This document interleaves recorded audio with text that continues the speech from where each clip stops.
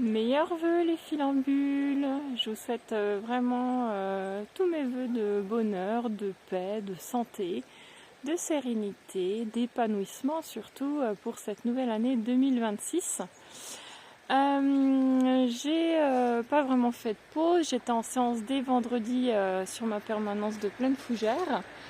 Et voilà, il a fallu qu'on reprenne sur une séance autour du sommeil, donc comme quoi c'est assez marrant. Dernière vidéo de l'année sur le sommeil, je vous avais dit que c'était vraiment le thème qui ressortait, je trouvais, de l'année 2025, et bien on redémarre 2026 sur cette thématique-là.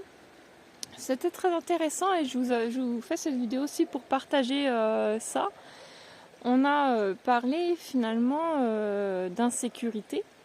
L'insécurité que l'on peut développer lors de notre enfance, parce que pour tout un tas de raisons, évidemment, il peut y avoir tout ce qui est de l'ordre de l'expérience, du vécu, etc., mais aussi du perçu. Et puis, ça dépend aussi un peu de l'aisance de nos parents, notamment sur leur monde émotionnel ou ce genre de choses.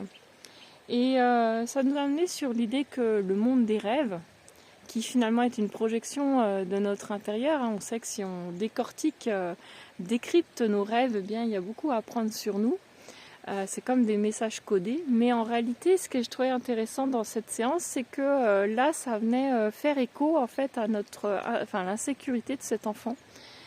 Comme si c'était la même insécurité qu'il pouvait rencontrer dès qu'il sortait du foyer. Le foyer étant plutôt le monde de la mère.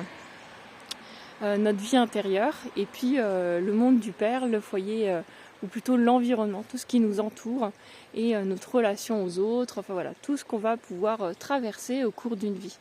Voilà, donc dites-moi un petit peu comment ça vous fait écho, voilà, le parallèle, monde de rêve, vie extérieure. Voilà, je vous fais profiter un petit peu de mon coin.